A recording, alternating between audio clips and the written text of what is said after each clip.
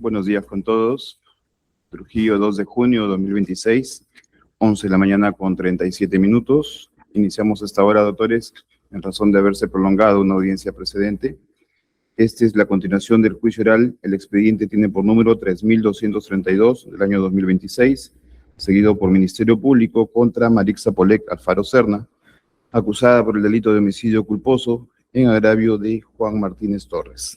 Dirige esta audiencia presencial Daniel Sánchez Pagador, juez a cargo del tercer juzgado penal unipersonal transitorio de flagrancia de la Corte Superior de Justicia de la Libertad.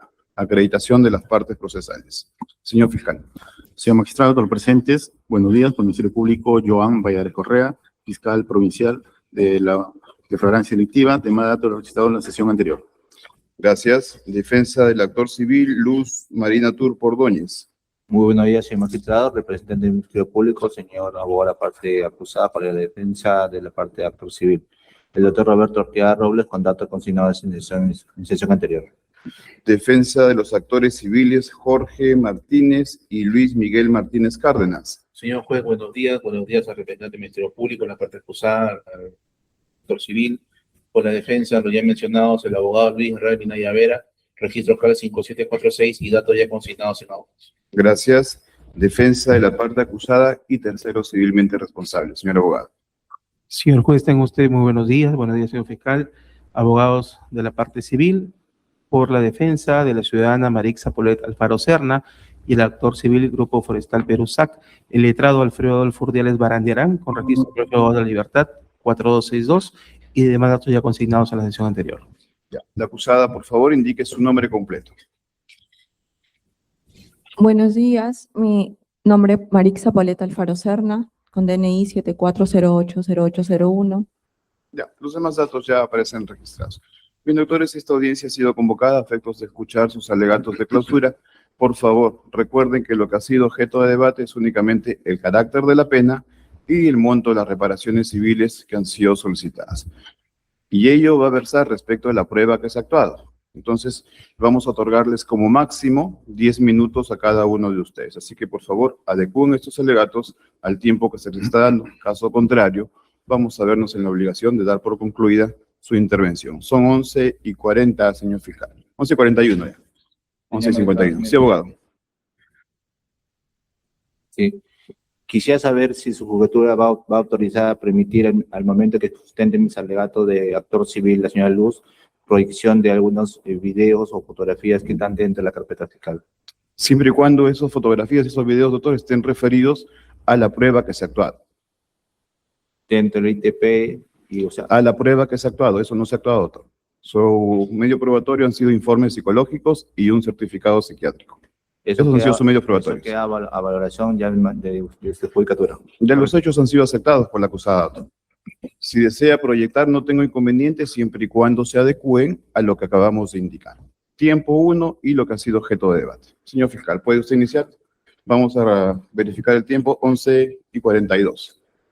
11:52 concluye. Señor magistrado, en el presente caso no hay materia de controversia sobre los hechos y responsabilidad penal de la hoy acusada Marixa Alfaro Serna, pues ella en la sesión anterior se acogió a la conclusión anticipada aceptando los cargos. Es más, se le redujo la pena a 4 años, 6 meses y 26 días. Sin embargo, el Ministerio Público solicitó que su judicatura imponga esta pena que sea de carácter efectivo. Debemos señalar, ¿no?, que la suspensión de la pena es de uso facultativo para el juez, toda vez de que la denominación que es deóntica para su judicatura, ¿no? No es un mandato imperativo, sino que se tiene que cumplir presupuestos conforme se encuentran contenidos en el artículo 57. Y esto ha sido recogido en las casaciones 251-2002 La Libertad y la apelación 192-2023 Lima Norte. Asimismo, debemos tener en cuenta que la pena privativa de libertad, por su propia naturaleza, es de carácter efectiva. Y si bien existe figuras, ¿no?, como en el caso del artículo 57, que suspende la ejecución de la pena, sin embargo, eso no basta, ¿no? Tienen que cumplirse dichos presupuestos. Debemos tener en cuenta, ¿no?, de que en el presente caso existe una gravedad del injusto, y para eso, ¿no?, existe también un desvalor de la acción. En el presente caso, la acusada, Marixa Alfaro Serna, ha ocasionado la muerte del señor Juan Martínez Torres. Si bien es un delito culposo, sin embargo, al momento de esta acción se ha encontrado sin autorización, con licencia vencida. Además, ha estado a un estado de ebriedad lejos de lo permitido, en 1.84 gramos de alcohol en litro de la sangre. Entonces, debemos tener estas circunstancias que agravan, en este caso, la conducta delictiva de la hoy acusada. Asimismo, el resultado que ha ocasionado es la pérdida de la vida, un bien jurídico fundamental, esencial, que protege no solamente la Constitución, sino también los derechos humanos. En este sentido, señor magistrado, consideramos que, si bien es cierto, la pena solicitada es por debajo del mínimo de 5 años, sin embargo, la naturaleza, el resultado mismo y también el carácter que está solicitando el Ministerio Público, teniendo en cuenta la afectación a un bien jurídico como es la vida y los presupuestos que el Ministerio Público ha podido indicar por la lesividad, la culpabilidad de la acusada, solicitamos que la pena de 4 años, 6 meses y 26 días sea de carácter efectiva. Eso es todo. Gracias, señor fiscal. Abogado defensor del actor civil Luz Turpo Ordóñez. Sí, señor magistrado, escuché que la pena era 4 años, 6 meses, 26 días. Sí, es lo que acaba de referir el señor fiscal. Entendí que el acuerdo anterior era por 4 años, 10 meses. Usted escuchó al fiscal en ese momento. Muy bien, señor magistrado. Muchas gracias. Siendo las 11:43, señor magistrado, va a pasar a exponer los alegatos de la señora Luz Turpo, que tiene la calidad de esposa. Señor magistrado, hemos estado atentos durante toda la investigación, hemos estado presentes en la diligencia en donde el Ministerio Público y la parte acusada han acordado medios probatorios en convención probatoria, y si bien es cierto, la parte agraviada solamente sustenta el tema de la parte de reparación civil, es pertinente también según el artículo del Código Procesal Penal, el 388, alegatos orales del actor civil, que menciona: el abogado del actor civil argumentará sobre el agravio que el hecho ha ocasionado a su patrocinado, demostrará el hecho de la reparación que tiene su defendido, destacará la cuantía en estima monto de la indemnización, así como pedirá la restitución del bien y, aún así posible, el pago de su valor. Pero también menciona que el abogado del actor civil podrá esclarecer con toda amplitud los hechos delictuosos que en tanto sean relevantes para la imputación de la responsabilidad civil, así como el conjunto de circunstancias que influyen en su presión. Porque es importante, señor magistrado, dentro del plazo que me permite, es que dentro de los argumentos de la acta de intervención, los actos de ITF y el certificado médico legal del día 4 de mayo del 2026, el Ministerio Público pudo calificar el delito de lesiones culposas conforme inicial. Y esto es relevante, señor magistrado, porque por ser un proceso inmediato, la familia determinó que sea una responsabilidad inmediata, donde se le explicó la facultad de un proceso de incoacción. En vez de evitar una dilatación, sufrimiento y un mejor análisis, se procedió a aceptar la incoacción del proceso inmediato, donde el juez de investigación preparatoria ordenó que sea un proceso y ordenó la acusación correspondiente. Como no es parte del actor civil, y en ese momento no se justificó al actor civil, deben poner también conocimiento que la señora Luz representa en ese momento y actualmente a toda la familia descendiente del señor Juan Martínez Torres. Es él el agraviado, no es la familia. Pero también tengo que poner en conocimiento que los hijos ya acreditados durante la etapa correspondiente, que son los señores Jorge Martínez Cárdenas y Luis Martínez Cárdenas, que el doctor Minaya va a justificar como actor civil, la señora Luz representa también al señor Ronald Iván Martínez Delgado, presente el día de hoy, José Enrique Martínez Delgado, que son hijos, en ese momento con la conviviente Lita Delgado Herrera, presente en la audiencia. Y finalmente, de los señores Cristian Alexis Martínez Turpo, que son hijos de la señora Luz Martina Turpo Ordóñez, no presente porque se encuentra amenazada, se encuentra ofuscada, y eso se acreditó, señor, con el documento pertinente, justificado en la presente sesión de audiencia. No ha habido una comunicación correcta entre todas las familias, señor magistrado, y esto es importante que tenga en consideración al momento de la reparación civil. El Ministerio Público, en su sustentación como parte acusadora, también tiene que justificar el daño de la reparación civil de los agraviados, en este caso las personas que no están constituidas en actor civil. Me refiero a los 4 hijos mencionados en este momento. Él ha presentado una pretensión civil que debería ser justificada por su judicatura en calidad de representante de los agraviados. Mi palabra habla por la señora Luz Turpo. Ella, a través de mi persona, justificaría cuáles serían los daños de persecución con la señora acusada. Y esto hay que ver la conducta procesal también, señor, y es importante para el tema de la represión civil. Cuando hubo la audiencia de comparecencia con jurisdicción de no pudimos oponernos, era muy importante que la señora justificó y aclaró que ella va a aportar en todo el esclarecimiento, el comportamiento y apoyo lo máximo posible para la salud del señor acusado. Recordemos, día 5 de mayo de 2026. El señor, el día 6, el día 7, el día 8, ha tenido operaciones importantes por realizar y no había ningún aporte ni necesidad ni interés por parte de ella o de su familia. Al contrario, señor magistrado, había, ¿cómo se puede decir sin no ser muy brusco? A través de personas terceras que van a ser denunciadas posteriormente, había interrupción del conocimiento de la actividad médica. Hay videos principales que lamentablemente por necesidad se van a interponer de acciones independientes por cada persona, pero que la conducta procesal debe iniciarse desde el momento de los hechos.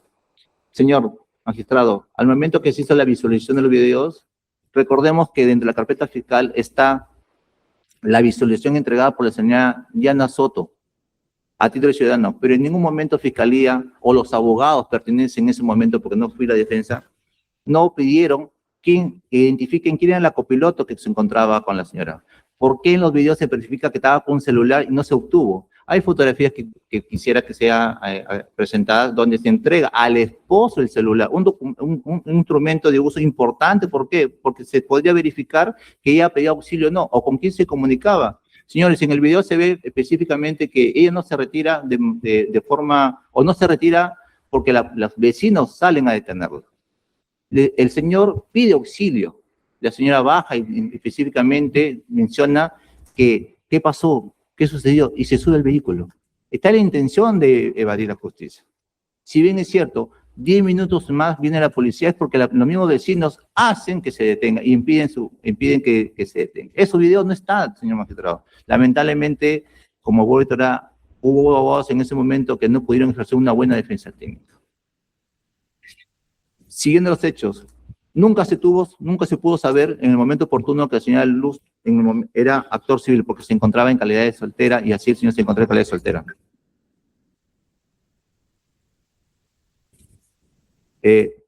Siguiendo las ideas, lo que sí se deja en constancia, señor magistrado, que el comportamiento de la señora acusada nunca fue para aportar la salud del señor Luz. ¿Y esto por qué lo menciona, señor magistrado? Porque la defensa va a decir que tiene el comportamiento después de una caución económica. La caución económica no fue a la parte agraviada. La caución económica que presentó un recibo el día 9, que nunca puso en conocimiento a la familia, nunca puso en conocimiento al Ministerio Público. Día 9, ¿por qué día 9? Si el día 8 murió el señor a las 4:20, después de una operación, y lamentablemente la defensa pidió que se incorpore un mecanismo de un perito de parte, y lamentablemente no vamos a justificar los certificados médicos post facto. Certificado médico post facto, el Ministerio Público lo hizo con posterioridad al día 27, que era muy importante para las conclusiones y es importante para el daño que se debe interpretar como lucro cesante ya emergente de daño moral. Posteriormente se hay un depósito también de 20.000 soles, 2 días antes del juicio, señor magistrado. Ese comportamiento no hay un resarcimiento voluntario para una conducta procesal. Durante todo el tiempo la defensa ha intentado pedir una recalificación. Lamentablemente ni Ministerio Público, y quizás como usted sabe, es persecución de la acción penal. Respetamos su posición, pero consideramos que era otro tipo penal. Y su judicatura quizás pudo también, en todo caso, hacer un criterio de vinculación. Culminando mi tiempo, señor magistrado, la defensa también justifica el tema de lo que permite el Código Procesal Penal, es decir, la justificación de lo que exige el lucro cesante, daño emergente y daño moral. La defensa ha presentado dentro del plazo correspondiente el requerimiento de actor civil, donde justifica o pretende justificar un monto de 799.160 nuevos soles. Esto a razón de tres cosas, señor magistrado. Monto de la reparación civil que exige a través de un daño emergente que comprende los gastos directos derivados de eventos de daños tales como acción médica inmediata, hospitalización, intervención quirúrgica, medicamentos, terapias de rehabilitación, exámenes clínicos, así como gastos futuros previstos necesarios para la recuperación del agraviado. Cuando fue homicidio culposo, era otra actividad, señor magistrado. Es por eso que el Ministerio Público también varía su pretensión económica. El monto del daño emergente se justificaría, señor magistrado, si hubiera permitido el daño de la historia clínica y el informe médico, que es complemento de toda la evolución día por día, hora por hora que ha sufrido el señor en todo este tiempo que estuvo hospitalizado. Consideramos que un daño emergente se puede justificar más con medios probatorios, pero entenderá que este daño emergente fue también impedido por tema burocrático, administrativo, de poder justificar estos medios, porque ni los primeros hechos no se presentaron a través del Ministerio Público y tampoco a la solicitud de la parte agraviada. Eso consta al momento que la policía pudo solicitar los exámenes médicos y no se le entregó. Se le entregó después de 2 semanas, a exigencia de la parte agraviada y exigencia después como Ministerio Público. Señor magistrado, el siguiente punto es el lucro cesante. Un lucro cesante que, como todos sabemos, el Estado peruano no pudo acreditar que el señor tiene un trabajo establecido, pero sí por condiciones ha acreditado que el señor tiene la calidad de Último vigilante. minuto, abogado, por Sí, favor, ya. muchas gracias. Le pido 2 Sí, minutos por eso más. yo 1 minuto más le damos. Señor magistrado, el tema del lucro cesante se pide el monto de 149.160 en base de que el señor tiene una estabilidad laboral a la calidad de 58 años y que aproximadamente se evalúa en base del mínimo vital 100.130 mensuales a raíz de 11 años de labor de vida y 54 hasta los 65 tiene el monto de 13.560. Finalmente, señor magistrado, dentro del plazo, el daño moral. El daño moral de 150.000 soles en base a las condiciones de total de indefensión en espacios destinados a peatones ha generado que intento, sufrimiento, angustia, afectación emocional y menoscabo la dignidad de la persona al agraviado, la violencia del impacto, la negligencia, imprudencia y lo más importante, la posibilidad de la que la cosa pudo prever. No es un acto simplemente. El señor se encontraba en un estado de ebriedad, de estado absoluto, 1.84, señor magistrado. Y esto es importante, ese resultado ha sido a las 11:59. El accidente ha sido 9:10, después de 3 horas. Nosotros sabemos que el cuerpo, cada hora, bota 1.5 de evolución. Es decir, ya no tenía 1.84, pudo tener más de 2. Es un estado inconsciente, absoluto. Eso no lo dice la doctrina, también dice la jurisprudencia. Y finalmente, señor magistrado, la regla de conducta. Ella desde 2022 sabía que no podía conducir un vehículo. Y esto es importante porque también tienen que ser representados con el tema del tercero civilmente responsable, la empresa correspondiente. ¿Por qué? El vehículo está a disposición de la gerenta, que tiene pleno conocimiento que no podía conducir un vehículo. Entonces también es acreditado que esto tiene que ser asumido el tercer ministro responsable. Finalmente, señor magistrado, por el tiempo correspondiente solicitamos que sea una sentencia justa, pero ejemplar, pensando que se debe demostrar en estos momentos que el proceso de incoacción y proceso inmediato debe ser acreditado con toda la celeridad posible, pero con una carga forestal correspondiente. Muchas gracias, señor magistrado. Gracias, doctores. Nuevamente la invocación, por favor, a respetar los tiempos ya, porque damos más tiempo a uno, igual tenemos que hacer luego con las demás partes procesales. 2 minutos y medio aproximadamente de más. Bien, defensa de los actores civiles. Sí, gracias, señor juez. Doctor, sí. Sí, señor juez, empezando mi alegación. Martínez Carlos. Es conocido, señor magistrado, que la señora acusada se encontraba ya con un impedimento legal administrativo que es la suspensión de la licencia de conducir. La señora, con pleno conocimiento de ello, ha hecho uso de una unidad vehicular que está a nombre de la empresa de la cual ella gerencia, lo que conlleva innegablemente a la responsabilidad solidaria con el tercero civilmente responsable. Resulta, señor juez, que la señora acusada, dicho actuar conlleva una conducta eminentemente dolosa, porque ella sabía, además tenía pleno conocimiento que no podía conducir. Aunado a ello, el absoluto estado de ebriedad conforme el registro del dosaje etílico, 1.84 gramos por litro de sangre, ebriedad absoluta. Además, el antecedente que ya registraba la señora de haber tenido otro accidente de tránsito por los mismos hechos, lo cual lamentablemente no ha sido tenido en cuenta por el Ministerio Público, es una causal agravante. ¿Esto qué nos lleva, señor juez?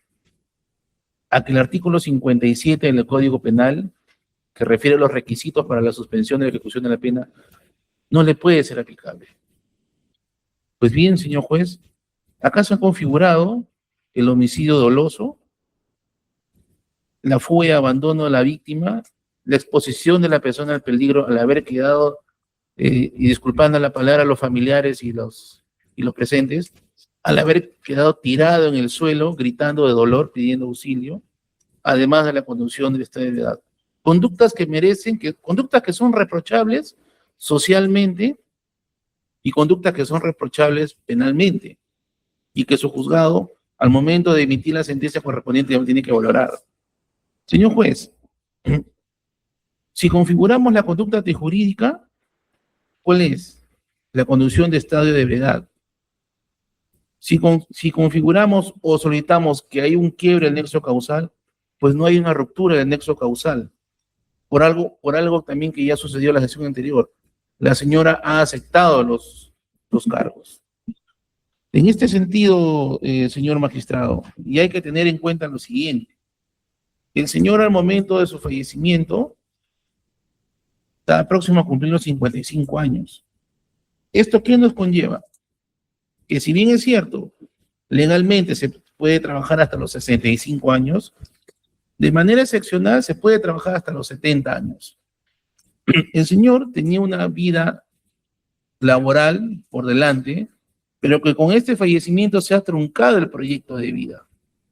Y si hacemos una operación simple con respecto a 15 años que quedaban de vida de trabajo, conforme han indicado los hijos, ahora herederos del señor, el señor percibía aproximadamente 1.150 soles, que si lo multiplicamos por 14 sueldos, que conlleva a 12 remuneraciones más 2 gratificaciones, al año sería 16.100 soles. Por 15 años equivale a 241.500 soles. Y a eso le adicionamos la CTS, que son aproximados de 8.500 soles, tenemos 250.000 soles de lucro cesante. Adicionalmente, señor juez, en lo que respecta al daño moral que nosotros los hemos estimado en la suma de 350.000 soles, ello en razón al perjuicio psicológico que ha ocasionado en mis patrocinados, al enterarse de la manera o la forma como que falleció su padre, no por consecuencias naturales, sino a razón de una imprudencia, una negligencia, una conducta dolosa de una persona al haber manejado un vehículo en total estado de ebriedad.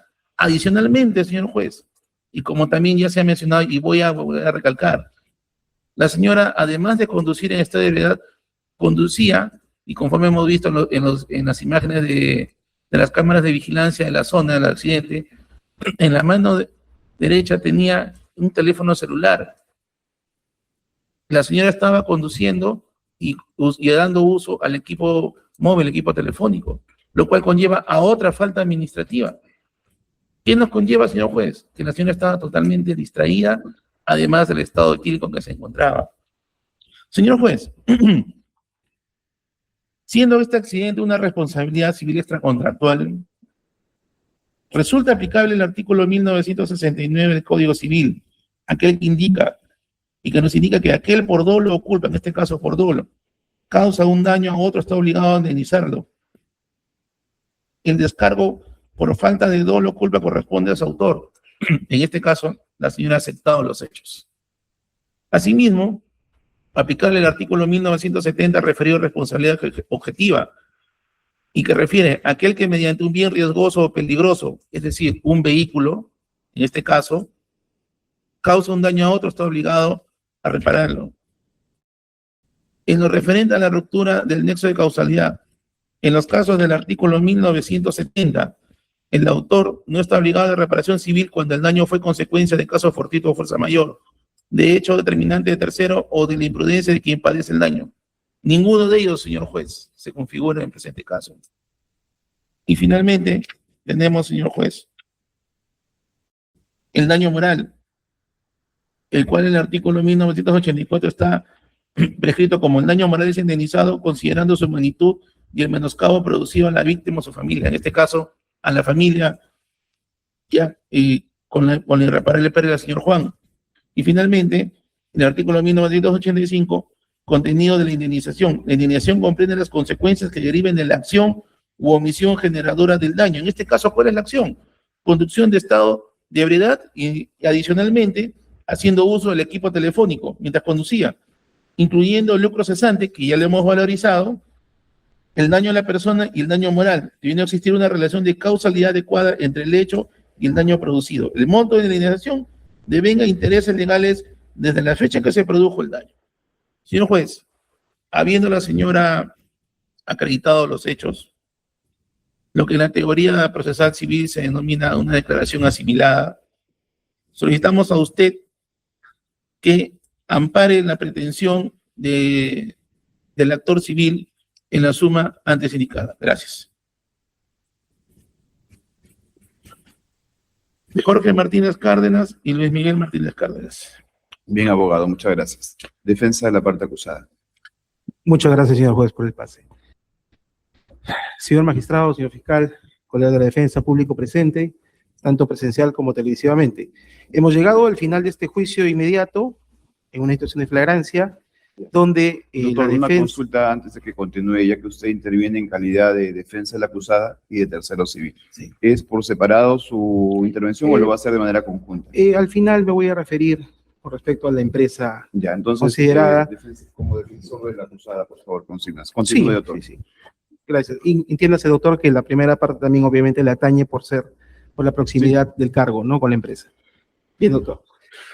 Como bien decía, hemos llegado al final de este juicio inmediato, relativamente corto, donde ponemos situaciones que subyacen obviamente a la tramitación del proceso. Voy a hacer una pequeña antesala, dado la elocución de los abogados del actor civil que me han antecedido, y esto está en referencia al proceso previo de incoación de proceso inmediato, del cual, por lo menos la primera parte tocada por el doctor Arteaga, ¿no? Se evocó un poco dibujar lo sucedido. El que habla no fue abogado en esa oportunidad, pero entiendo también que la defensa de la parte agraviada, estando en un escenario distinto y un delito distinto, entiendo yo que también pueda hacer valer su derecho como corresponde, y esto me remito al acta de audiencia respectivamente. Señor magistrado, con relación, y vamos a entrar al tema principal, que es el carácter de la pena. Como bien se conoce, la tesis de esta defensa, una tesis de corte conclusivo, que nos lleva al beneficio premial, dada la conclusión anticipada de una reducción por un séptimo de la pena. En ese aspecto ya la judicatura marcó una pena concreta, una pena por debajo del mínimo legal, pero que legalmente resulta y jurídicamente resulta amparada. Ante ello no hay mayor discusión y fue objeto de la audiencia anterior, como así quedó registrado en audio. Y corrigiendo o dejando claro, son 4 años, 6 meses y 26 días. ¿Y por qué hablamos de carácter de la pena? Porque tocaría a la judicatura establecer si este carácter debe ser de corte efectivo o suspensivo, entendiendo que el hecho como tal es un hecho, ¿por qué no decirlo?, reprochable socialmente. Sí. ¿Es un hecho aceptado por mi hoy defendida? Por supuesto. Eso en ningún momento se ha visto o hay opinión en contrario.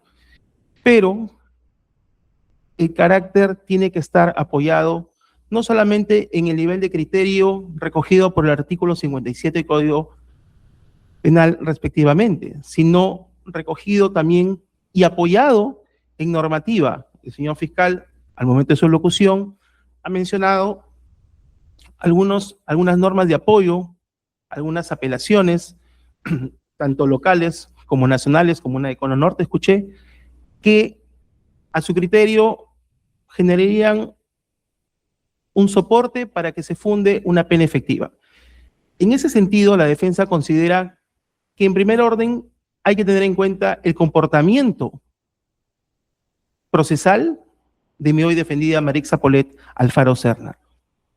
Acá, señor juez, la defensa no viene a crear polémica, ni mucho menos generar pantalla para los medios de prensa. Acá estamos en un tema eminentemente técnico y jurídico, sobre la base de la pena reducida por el séptimo penal, por la conclusión anticipada con un séptimo de la pena. ¿Y por qué hablábamos del carácter procesal o las condiciones procesales? Porque como ya lo habíamos dicho en los alegatos iniciales, el comportamiento de la señora Marixa Polet Alfaro Serna ha sido prolijo, ha sido impecable, y no porque yo lo diga. Ojo, insisto, yo soy la defensa que viene posterior a que Fiscalía solicitara comparecencia con restricciones y la Judicatura, el primer juzgado de investigación preparatoria, declarara fundado en todos sus extremos con las reglas de conducta impuestas y que permiten justamente un control respectivamente. Y en esa línea de control, como bien ya lo habíamos adelantado, y en ese cumplimiento de reglas de conducta, es bueno recordar que la condición de cumplir con las reglas de conducta se basaron y se siguen manteniendo en el pago de la caución en su momento, el 6 de mayo del 2026, por 10.000 nuevos soles ordenado por la Judicatura anterior.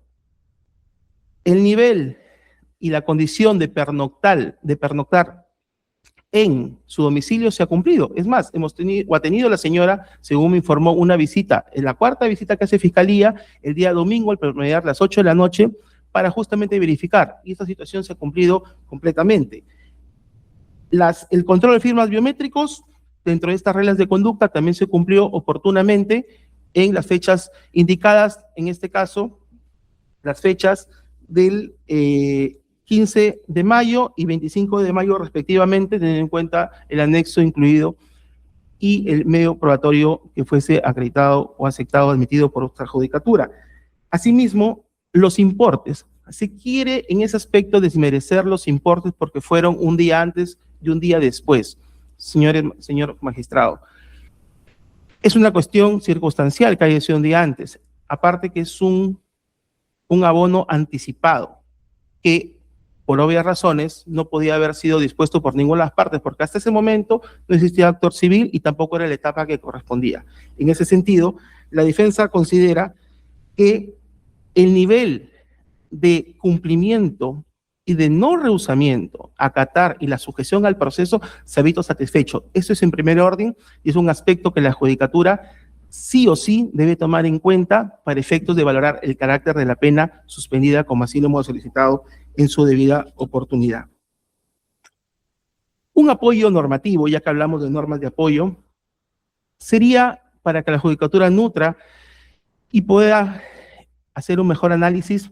Vamos a traer a colación la consulta contenida en el expediente 10541-1, emitida por la Sala de Derecho Constitucional y Social Permanente de la Corte Suprema de Justicia de la República, que indicó lo siguiente: los efectos de una pena privativa de libertad de corta duración, como en el caso nos convoca, podrían resultar más dañinas al condenado que una pena privativa de libertad suspendida en la ejecución, siendo necesario precisar que ésta se encuentra sujeta al cumplimiento de determinadas reglas de conducta establecidas en el artículo 58 del Código Penal, por lo que esta situación nos permite advertir que dicha norma colisiona con los derechos fundamentales citados, motivo por el cual corresponde efectuar un test de proporcionalidad, consistente en el examen de idoneidad, necesidad y proporcionalidad, en sentido estricto, a efectos de determinar qué norma prevalece. En ese sentido, al efectuarse el examen de idoneidad de la parte infine del artículo 57 del Código Penal, modificado por la Ley 3034, se advierte que su aplicación no resulta idónea para salvaguardar un derecho fundamental a la dignidad humana.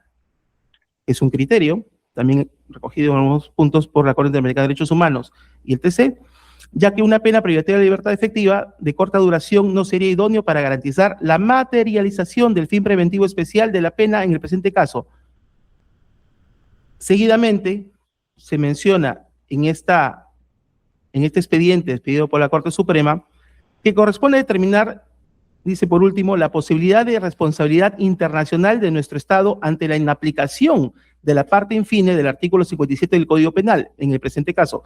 Conforme se determinó el control de constitucionalidad, la aplicación de dicha norma contraviene los derechos de la dignidad humana, la libertad ambulatoria y a la resocialización del condenado Freddy Casilaya Quispe, que es el procesado en ese proceso, ya que su aplicación impediría que se cumpla con el fin preventivo especial de la pena libertad efectiva, toda vez que al referido condenado se le impuso una pena de corta duración, por lo que si el Estado peruano optaría por aplicar la parte infine del artículo 57 del Código Penal en el presente caso, ello acarrearía una responsabilidad internacional por limitar a una persona sus derechos fundamentales, por lo que tanto se advierte que en el presente caso, el caso mencionado, la inaplicación de la citada norma supera el control de convencionalidad. Fundamentos 11.5 y 1.8 de la citada consulta. En ese sentido, la defensa considera que tanto teniendo en cuenta las condiciones procesales, características y todo lo mencionado aunado a las normas que así lo establecen, y para ir culminando, por lo menos con respecto a la señora Maritza Polet, luego abocaremos a la empresa, consideramos que lo mencionado, en este caso, no, o es una opinión totalmente diferente, puede llevar a tener un carácter, respecto a la pena, el carácter sea de corte suspensivo, dada la corta duración, y que el criterio, si bien es cierto, es amplio con respecto al artículo 57, este debe ser tomado en cuenta en todos sus extremos, porque así lo establece no solamente la Corte Suprema, sino que es un apoyo normativo de uso diario en las múltiples sentencias emitidas por dicha Corte, inclusive refrendadas por el TC en algunos casos. Con relación, señor juez, porque también tengo el tema de la empresa, ¿sí? ¿Correcto? Ya, o sea, respecto a su patrocinada concluyó y ahora vamos a iniciar sobre el Solamente tercero. quería terminar con el tema de la reparación civil. Sí, porque le quedan 30 segundos en este. Sí, con respecto a la reparación civil, solamente para mencionar algo importante. El doctor Minaya, y lo trajo a colación y es importante, hace mención, pese a que no ha sido materia, pero es importante aclarar, un tema de accidente de tránsito, ¿no? Aclaro que ese accidente de tránsito no ha sido materia ni de investigación ni materia de prueba en contrario, ¿no? Y es una situación, inclusive para que sepa la defensa, ¿no? Y puede corroborarlo, ¿no? Del año 2019, cuando la señora tenía su brevete, incluso fue un accidente de tránsito que fue no accidente de una persona, no en estado de ebriedad, sino obviamente estaríamos ante un registro de antecedentes respectivamente, por lo menos en el sistema de gestión fiscal, y tanto así que el señor fiscal no lo ha incorporado porque eso no existe. Hay una especulación inclusive en redes que así se ha dado. Y con respecto nada más al tema del apoyo, en el sentido de por qué la reparación civil debe ser tomada en cuenta, teniendo en cuenta las condiciones laborales, señor juez. Acá traigo dos puntos claves. Uno es, se ha mencionado el CTS. Pregunto, ¿el señor tenía contrato? ¿El señor estaba en planillas? Le doy luces a la defensa en todo caso por un tema probablemente civil, que vean el tema de seguridad en el trabajo, porque las condiciones, más allá de la acción reprochable aceptada por mi patrocinada, obviamente también nos llevaría pues a un escenario distinto. Y obviamente este punto no puede ser tomado en cuenta para fundar una reparación civil, por lo menos en las escalas económicas que así lo han pretendido. Ahora sí, con relación a la empresa, el Grupo Forestal del Perú, SAC. La empresa, como bien sabemos, concurre a este proceso como tercero civilmente responsable. Vale decir, en la oportunidad y según la necesidad de cubrir el monto de reparación civil fijado por esta judicatura, es la empresa que también acude de manera solidaria para dicho pago. En ese contexto, se deberá tomar en cuenta los argumentos también esbozados precedentemente con relación justamente a las condiciones laborales. Obviamente, y escuché en alguna parte de locución que debe tomarse como base el mínimo vital, me parece 1.130. Eso nos lleva a un monto que matemáticamente es entendible, pero cualquier otra condición, entiende la defensa, más allá de la necesidad de un monto que fije esta judicatura y de la cual seremos respetuosos, sea un monto sesudo, un monto que permita establecer justamente una correspondencia entre lo dictaminado por la judicatura respecto a la reparación civil y lo que realmente se haya acreditado. Se habla de un lucro cesante, un daño emergente. Insisto, son aspectos que deberán ser evaluados en el contexto justamente de la, como creo que ha sido, ¿no?, de la informalidad del agraviado respectivamente. En ese sentido, la defensa, para culminar, toda vez que con respecto al actor civil, perdón, al tercero civil responsable, le atañe solamente en el caso que fuese necesario, considera y finaliza diciendo que de manera global el carácter de la pena debe estar jurídicamente sustentado y como que lo está, y la necesidad justamente se ha visto reforzada y se ve apoyada en las condiciones de la hoy acusada Maritza Polet Alfaro Serna. Y estas condiciones no pueden ser desapercibidas. La presión mediática no puede tener un efecto distinto por encima de lo jurídico, y considera que vuestra judicatura tendrá que resolver justamente en ese sentido, en el sentido justamente del carácter suspendido. Y con respecto a la represión civil, insisto, la defensa será respetuosa dentro del marco de lo realmente sustentado y que espera que así la judicatura lo considere. Muchas gracias. Bien, gracias, abogado. Finalmente, la acusada, si es el caso, ¿desea agregar algo a lo que ha expuesto su defensor? Sí. Bueno, señor juez, antes que nada, quiero que sepa que soy consciente totalmente de las consecuencias de mis actos. Reconozco el dolor por el cual está pasando la familia del señor Juan Martínez, a quienes les pido perdón públicamente, también a la sociedad y sobre todo a Dios. Yo, como usted puede ver, en todo momento he cumplido con todas las indicaciones judiciales y de comparecencia que se me han asignado. He firmado y así me quiero mantener. Quiero hacerme responsable y le pido, por favor, tome en cuenta todos los elementos presentados el día de hoy, porque me voy a hacer cargo y quiero trabajar en la empresa que fundé desde cero para poder resarcir este daño que he ocasionado. Muchísimas gracias. Bien, señores. Con esto concluimos el juicio oral. Vamos a hacer un receso de 30 minutos a efectos de proceder a continuación a enunciar la decisión. Si desean, pueden salir o pueden permanecer en la sala de audiencias. Pausa la grabación. 30 minutos para reír. Gracias. Bien, buenas tardes. Nuevamente vamos a retomar la presente audiencia.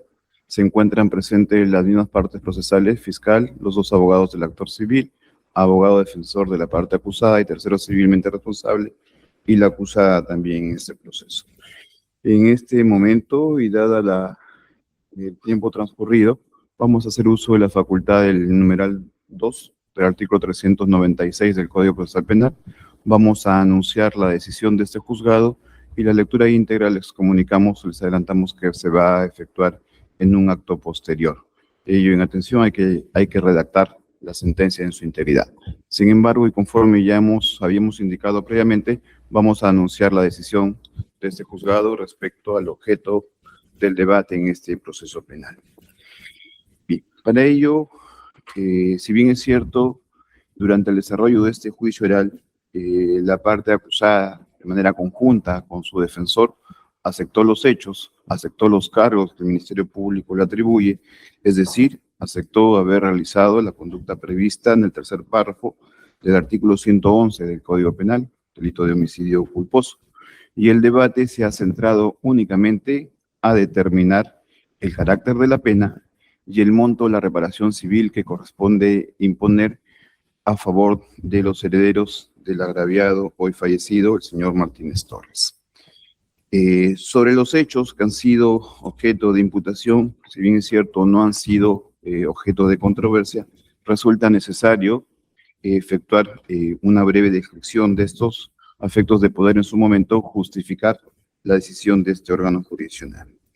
Tenemos que Fiscalía trajo ante este órgano jurisdiccional el hecho acontecido el día 3 de mayo del año en curso, según requerimiento acusatorio, aproximadamente a las 21 horas, cuando en la intersección de las calles Los Tallanes y Capullanas se encontraban estacionados diversos vehículos, apreciándose que en la acera oeste de la última calle, es decir, calle Capullanas, se encontraba una persona de sexo masculino, es el agraviado.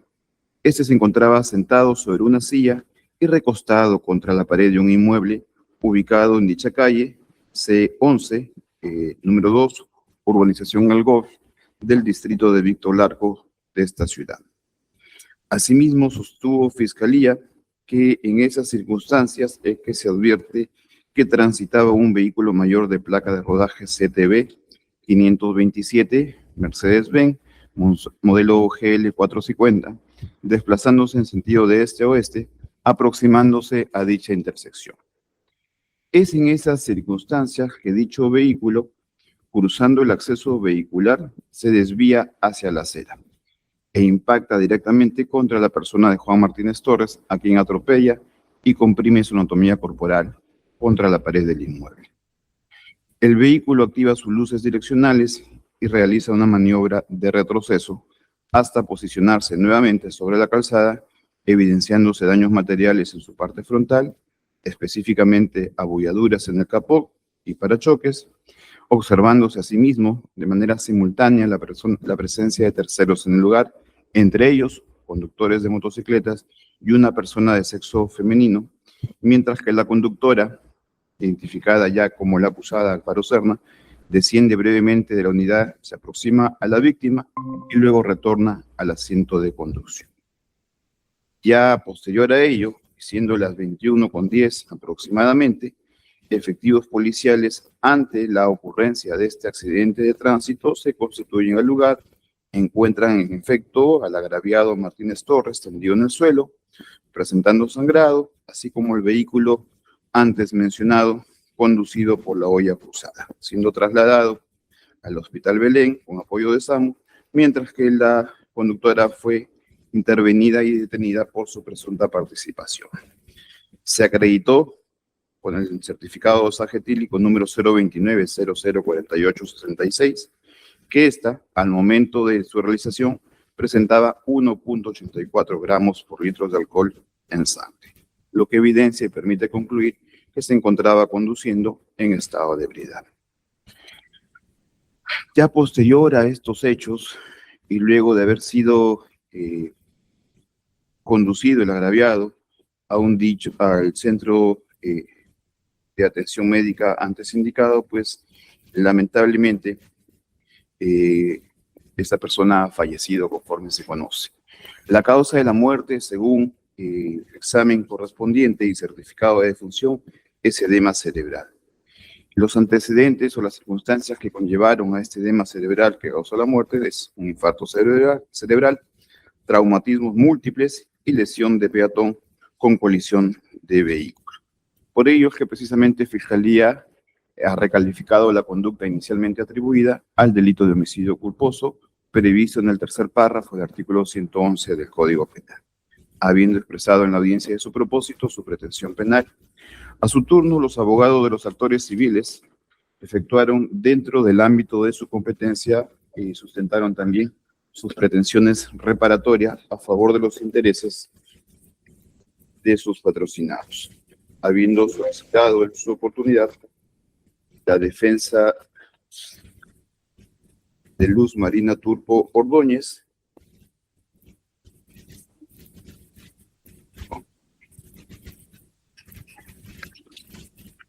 se obligue a la acusada a responder de manera solidaria con el tercero civilmente responsable, Grupo Forestal del Perú, SAC, la suma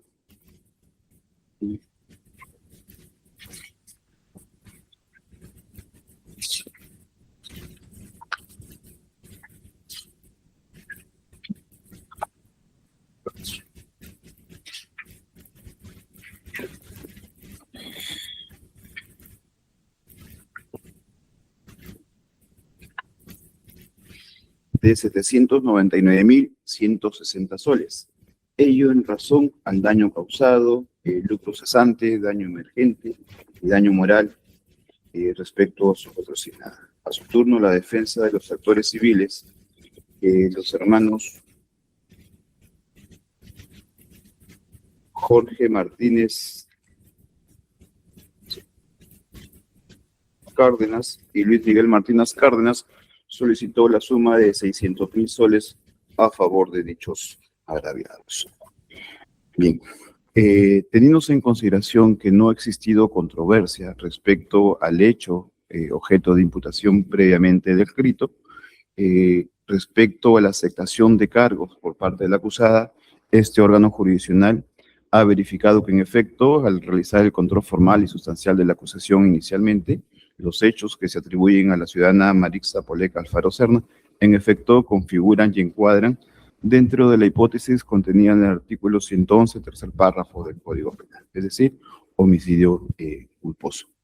Respecto a esa situación, al no haber existido controversia, sino más bien por el contrario, aceptación de cargos e incluso en su momento se tuvo por convenciones probatorias todos estos hechos, es decir, de que en efecto se produjo ese resultado, de que en efecto la acusada conducía el vehículo ya mencionado, que dicha conducción vehicular se efectuó bajo los efectos del alcohol conforme al certificado de dosaje etílico, que asimismo conducía dicho vehículo sin contar con la autorización correspondiente toda vez que carecía de licencia de conducir y que dicha acción condujo a la consecuencia ya conocida, ello no ha sido objeto de debate, reiteramos, por tanto, lo que el juzgado debe verificar al tener en consideración la existencia de elementos de convicción suficientes que vinculan a dicha acusada con los hechos objeto de imputación, es que en el principio dicha aceptación sea consciente.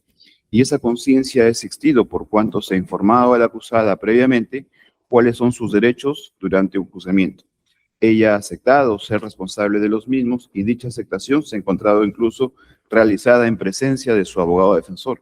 Por lo que respecto a la vinculación de la acusada con los hechos objeto de imputación, pues este órgano jurisdiccional no tiene nada que valorar porque únicamente refiere que los hechos en efecto configuran el delito mencionado y hay aceptación penal y de responsabilidad por parte del acusado. Respecto a la pretensión penal y al carácter de la pena, Fiscalía, cuando inició su participación en esta audiencia, expuso una pretensión penal. Pretensión que cuantificó dentro del primer tercio de la pena prevista en dicho ilícito, en el extremo superior, dada la forma en la cual el evento se ha realizado y teniendo en consideración además las condiciones personales del acusado. Por ello es que se requirió para el inicio de este juicio oral la imposición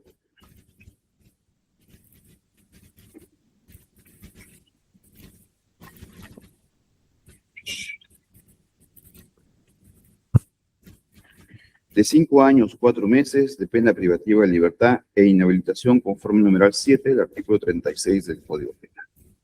Aceptada la responsabilidad penal por parte del acusado, no cabe duda que la ley le otorga un beneficio premial. Esto es, la reducción de dicha pretensión penal hasta 1/7, precisamente como beneficio al evitar realizar un juicio oral, aminorar gastos al estrado y contribuir a que este juzgamiento y esta controversia se resuelva de la manera más pronta. Por ende, coincidimos con el Ministerio Público de que la pena que corresponde imponer a dicha ciudadana por los hechos objeto de imputación es la pena que finalmente se indicó y que incluso fue aceptada por la defensa de la parte acusada. Es decir, la imposición de 4 años, 6 meses y 26 días de privación de libertad. Sobre el carácter de la pena, en efecto, cuando se trata de penas privativas de libertad, la pena es de carácter efectiva. Hay excepciones que permiten al juez, porque es facultad jurisdiccional, imponer una pena con carácter de suspendida o imponer una pena con carácter de efectiva, tal y conforme ha sido objeto del debate en esta audiencia. En el caso concreto, no se ha acreditado que la acusada tenga algún antecedente penal previo a estos hechos. Se ha verificado que, en efecto, la misma ha realizado pagos como parte de la reparación civil y que ha venido cumpliendo con las reglas de conducta que han sido impuestas por el juez de investigación preparatoria. No obstante ello, no podemos tampoco dejar de valorar la forma y circunstancias en que el evento objeto de este proceso se ha suscitado. Era una persona que conducía un vehículo automotor mayor sin contar con autorización para realizar su conducción. Ello no ha sido, repito, objeto de controversia en este proceso penal. Era una persona que conducía dicho vehículo bajo los efectos del alcohol. 1.84 gramos por litro de alcohol en sangre según la hora en que se realizó dicho examen, es cierto. Hay una disminución por cada hora que pasa desde la ingesta de bebidas alcohólicas hasta la hora en que se realiza la toma y se elabora el examen correspondiente. Pero ello no tenemos la certeza de cuál habría sido el grado de alcohol en sangre al momento de los hechos. Lo que sí objetivamente tenemos es un certificado de dosaje etílico que arroja que la acusada, repito, tenía 1.84 gramos de alcohol por litro en sangre.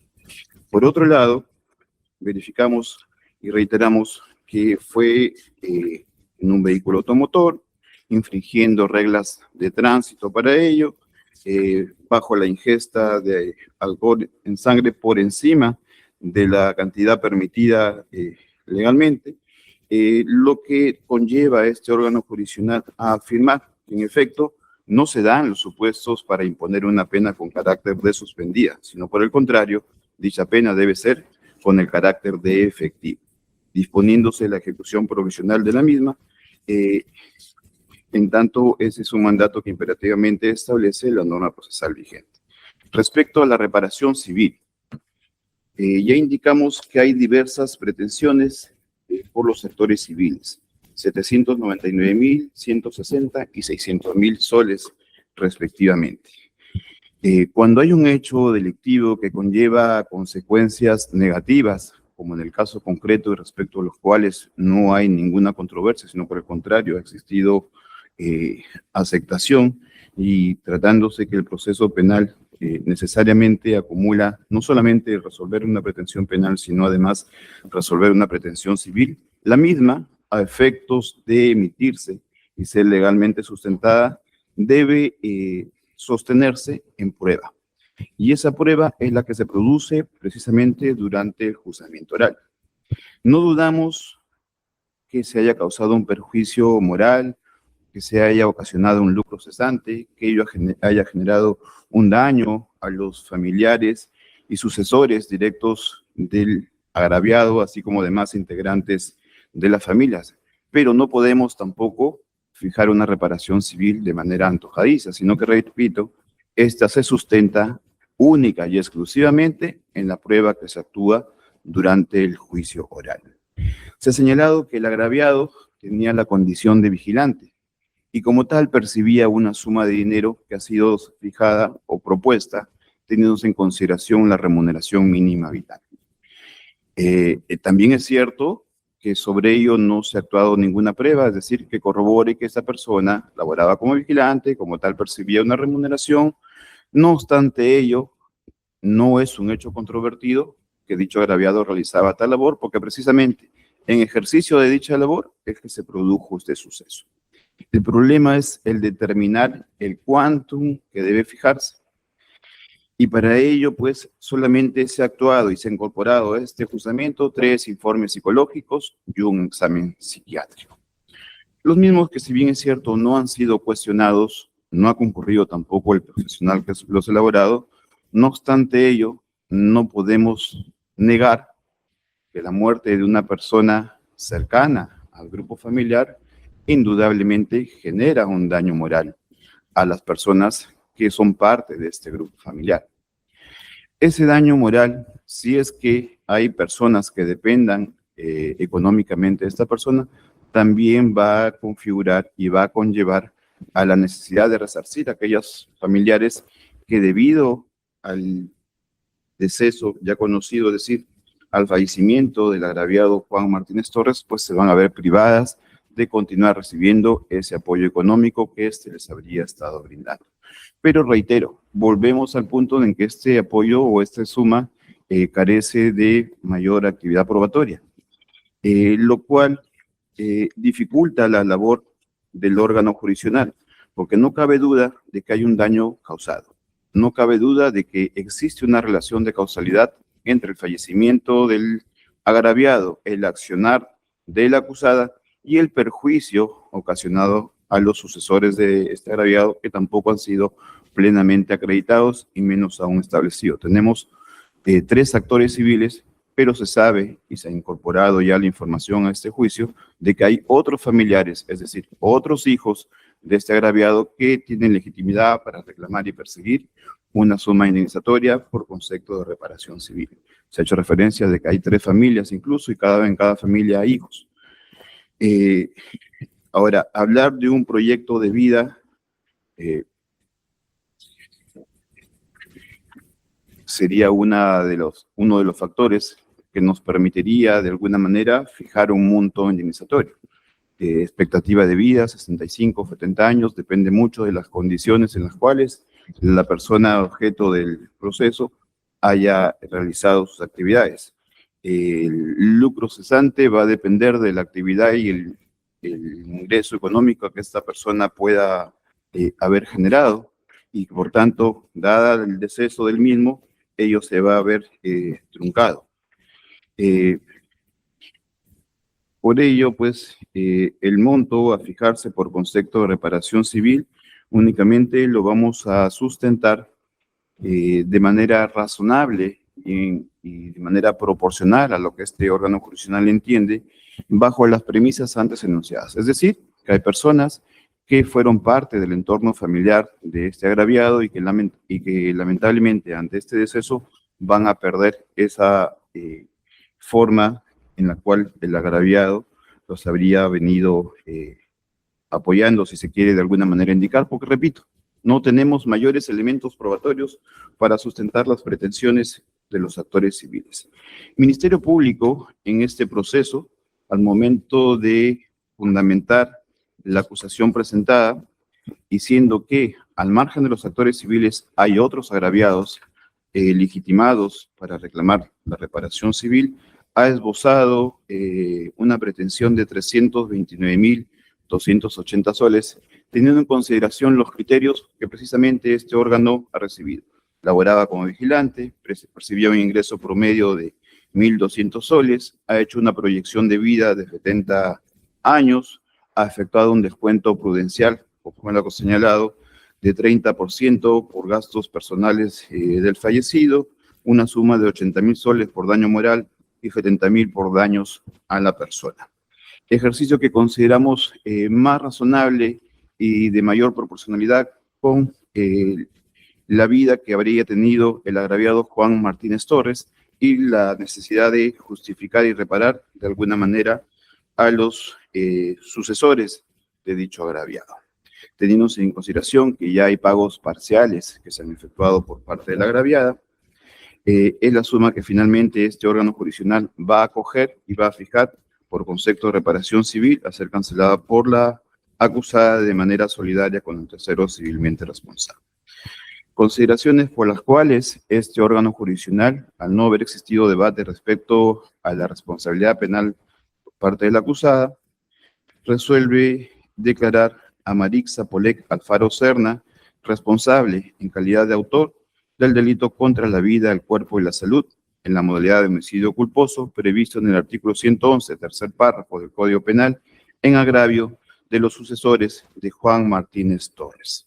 Consecuentemente, se le impone a dicha persona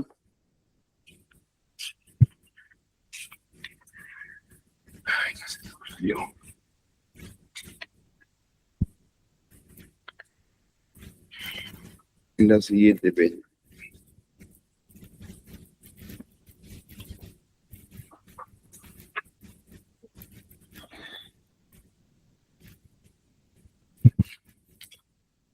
Cuatro años, 6 meses y 26 días de privación de libertad con carácter de efectiva. Pena que vencerá el 27 de diciembre del año 2030, fecha en la cual deberá ser puesta en libertad, disponiéndose la ejecución provisional del extremo penal. Se fija por concepto de reparación civil a favor de los sucesores de Juan Martínez Torres el importe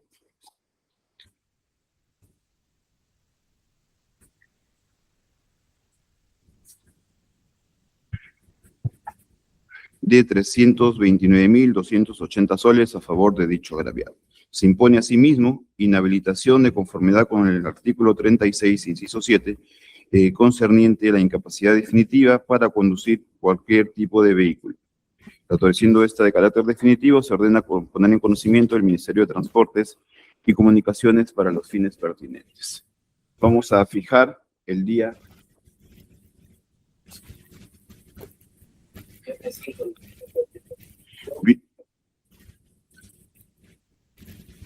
Ya, este viernes 5 de junio, 4:30 de la tarde, a efectos de proceder a dar lectura íntegra a la sentencia correspondiente con quienes concurran, o precisándose que dicha audiencia se va a realizar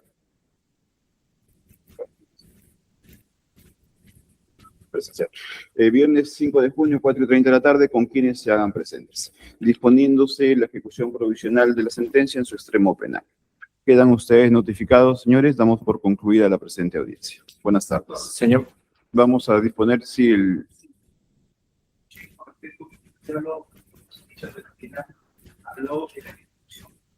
Ejecución provisional, doctor. Ya concluimos la audiencia, doctor. En todo caso, dentro de los plazos, usted puede interponer los recursos que considere pertinentes.